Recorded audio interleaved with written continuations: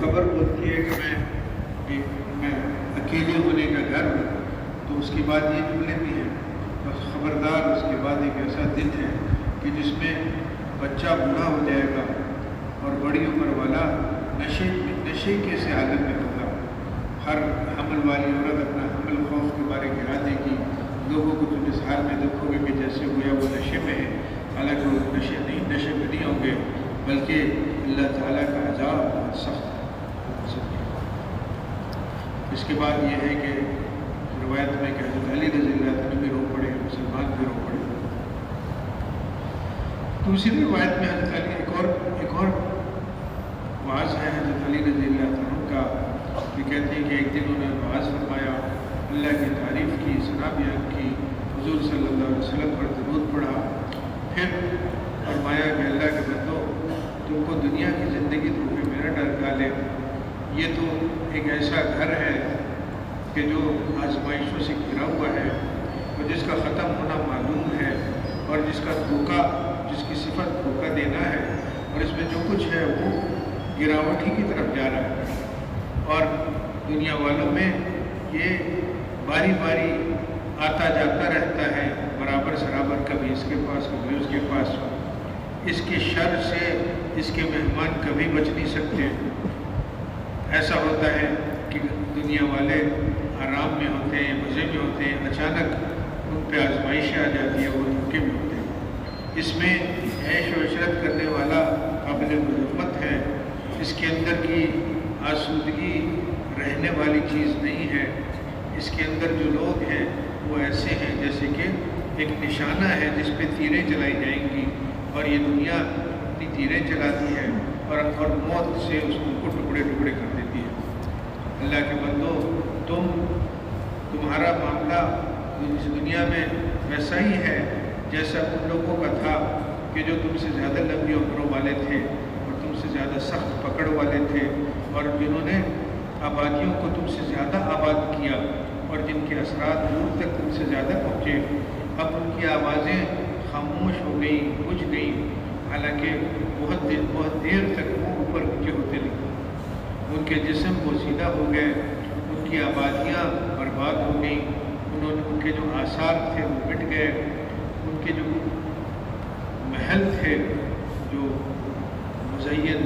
گچ چونا گچ محل تھے، وہ اور ان کی صحنیاں اور ان کی گاؤں تکیے جو کہ لائن سے لگائی ہوئی تھی، ایک ترتیب سے لگائی ہوئی تھی،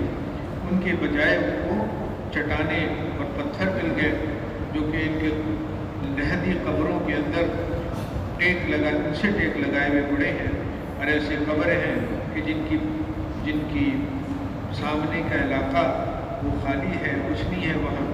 اور اس کی جو بنیاد ہے وہ مٹی ہی ہے، اور یہ ان کی محل، یہ جو جگہ ہے وہ تو قریب ہے، لیکن اس کے رہنے والے بہت دور ہیں، وہ آبادیوں کے بیچ میں اکیلے ہیں، تنہا ہیں، اور ایسے ہیں کہ محلے والے ہیں لیکن وہ اپنے ہی میں مشغول ہیں، اور یہ جو چاروں طرف آبادیاں ہیں اس سے ان کو کوئی انس، کوئی سکون نہیں ملتا۔ یہ لوگ جو دائیں بائیں ان کے قبریں ہیں، پڑوسی ہیں، لیکن پڑوسیوں کی طرح ان کا ایک دوسرے سے جوڑ نہیں ہے، اگرچہ وہ ایک دوسرے کے قریب ہیں اور پاس ہیں، اور کیسے ان کے درمیان جوڑ ہو، جبکہ بوسیدگی نے ان کو پیس کے رکھ دیا ہے اور ان کو چٹانوں نے اور بھیگی مٹی نے وہ کھا لیا ہے۔ اب یہ زندگی کے بعد موت میں آ گئے، اور بڑی مزے کی ہے زندگی کے بعد یہ اب بوسیدہ ہو گئے۔ ان کے دوست ان کی وجہ سے بہت غمگین ہوئے، اور انہوں نے اب مٹی میں سکونت اختیار کر لی، رہائش پکڑ لی، اور یہ ایسے نکلے کہ اب ان کے لیے کوئی لوٹنا نہیں ہے۔ ہائے ہائے، یہ ہرگز نہیں، یہ ایک بات ہے جو یہ بول رہے ہیں، اور پیچھے تو ان کے سامنے ایک روک ہے، ایک آڑ ہے، ایک برزخ والی زندگی ہے، قیامت اس دن تک کہ جب ان کو اٹھایا جائے گا، اور تم بھی اسی طرف جا رہے ہو، تم بھی اکیلے ہوگے، تم بھی بوسیدہ ہوگے، بتوں کے گھر میں ہوگے، اور تمہیں بھی अमानत रख दिया जाएगा इस लेटने की जगह पे, और वो जो अमानत वाली जगह है वो तुम्हें अपने अंदर ले लेगी, तुम्हारा क्या हाल बनेगा जबकि मामलात ख़त्म हो जाएंगे और कब्र वाले खड़े कर दिए जाएंगे और दिल के अंदर की बात सामने रख दी जाएगी और तुमको एक बहुत कादिर अजीम बादशाह के सामने खड़ा किया जाएगा ताकि तुम्हारे अंदर की चीज़ें सामने आई और तुम्हारे दिल अपने गुज़िश्ता गुनाहों की वजह से उड़ने लगेंगे उनके खौफ से, और तुमसे जो जितनी छुपी हुई चीज़ें हैं, जितने पर्दे हैं, सब हटा दिए जाएंगे और तुम्हारे ऐब, तुम्हारे राज सब सामने आ जाएंगे।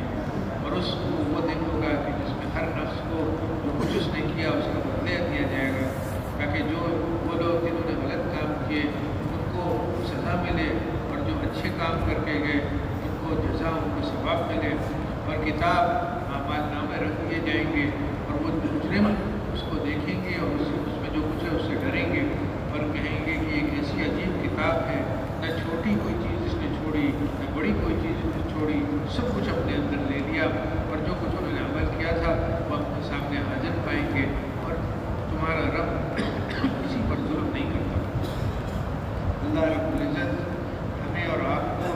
अपनी किताब पर अमल करने वाला बनाए, अपने औलिया के पीछे चलने वाला बनाए, यहाँ तक कि हमें और तुम्हें हमेशा के घर में ठिकाने में पहुँचा दे अपने फजल से। वो काबिल तारीफ़ है और वो बुजुर्गी वाला है। इसी वाज की एक और रवायत में शुरू में है कि हज़रत अली इब्न अबी तालिब ने बयान फरमाया और फरमाया कि अल्हम्दुलिल्लाह, मैं अल्लाह की तारीफ़ करता हूँ, उससे मदद मांगता हूँ, उस पर ईमान लाता हूँ, उस पर भरोसा करता हूँ, गवाही देता हूँ ला इलाहा इल्लल्लाह अकेला है, उसका कोई शरीक नहीं है, हुज़ूर सल्लल्लाहु अलैहि वसल्लम के बंदे और रसूल हैं। अल्लाह ताला ने उनको हिदायत के साथ भेजा और हक़ दीन के साथ भेजा ताकि तुम्हारी बीमारियों को दूर करें और ताकि तुम्हारी गफलत से तुम्हें याद जगाए और जान लो कि तुम मरने वाले हो, मौत के बाद फिर तुम्हें उठाया जाएगा और तुम्हें अपने अमाल पर खड़ा किया जाएगा और उसका बदला दिलाया जाएगा। लिहाजा दुनिया की ज़िंदगी तुम्हें धोखे में न डाले। मेरे भाइयों दोस्तों, देखो आज हमारे सामने दुनिया के हालात होते हैं और उसी से हम परेशान हो जाते हैं, लेकिन इस सारे हालात के अंदर जो हम कर रहे हैं उसका पूरा हिसाब किताब और उसके असरात हमेशा हमेशा की ज़िंदगी पर पड़ रहे हैं। इतनी बात है कि इन हालात से आदमी को इतना सोचना चाहिए कि थोड़ा मुतवज्जो हो कि ऐसा तो नहीं कि आपने कोई ऐसे अमाल कर लिए जिससे अल्लाह ताला नाराज़ हो गया, उसकी वजह से फिर हमारे हालात ने बिगाड़ा। हुज़ूर सल्लल्लाहु अलैहि वसल्लम ताइफ के मौके पे जितनी इनको तकलीफ मिली थी उस सब का खुलासा उस दुआ में है कि अल्लाह, अगर तू मुझसे नाराज़ है तो जब तक तू राज़ी नहीं होता तुझे राज़ी करने में लगना ही ज़रूरी है। हाँ, तू नाराज़ नहीं है तो अल्लाह फिर आफियत नसीब फरमा कि अगर ये सारे हालात जो पे आते हैं, सारी उम्मत में आते ही रहते हैं, तो अगर ये कहीं खुदा न खास्ता अल्लाह के गज़ब की अलामत है, मेरे भाई दोस्तों, इस वक्त तो हक़ ये है कि सब कुछ छोड़ के अल्लाह को राज़ी करने में आपने लग जाए। और ये हालात तो छोटी सी चीज़ है, तो कुछ नहीं है। यहाँ जो सख्त से सख्त हालात हैं, मौत के बाद के हल्के से हल्के हालात, कहते हैं कि जहन्नम में जो सबसे कम तकलीफ मिलेगी जिसको, उसको जूता पहनाया जाएगा जो कि आग का होगा और उससे उसका दिमाग जल रहा होगा। तो वहाँ के जो हल्के से हल्के हालात हैं, यहाँ के सख्त तरीन हालात से बहुत ज़्यादा है। इतनी बात है कि यहाँ के हालात का बिगाड़ आदमी को इस तरफ मुतवज्जो करे कि ऐसा तो नहीं अल्लाह नाराज़ हो जाए। अल्हम्दुलिल्लाह अभी भी रातों में कुछ है वक्त, आदमी रात को ख़ास तौर से उठ के दुआओं में लगे, तहज्जुद,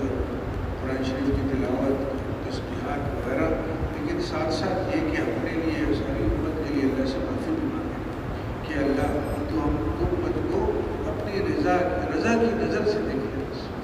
और अपने फजल से करम से, हमारे तक हमारे पास कुछ नहीं है, अपने लिए सारी उम्मत के लिए खुद भी मांगे और इसकी भी मेहनत हो, सारा दिन इसी में घिरे, लोगों को मुतवज्जो करें कि भाई ये सारी चीज़ें हमारे पास, चीज़ों का आना जाना ठीक है, अल्लाह का फजल है, लेकिन अल्लाह ताला को राज़ी करना हमारा सबसे बड़ी ज़रूरत है। अल्लाह रब्बुल इज़्ज़त इस काम वालों को, इस काम के साथ किस्मत वालों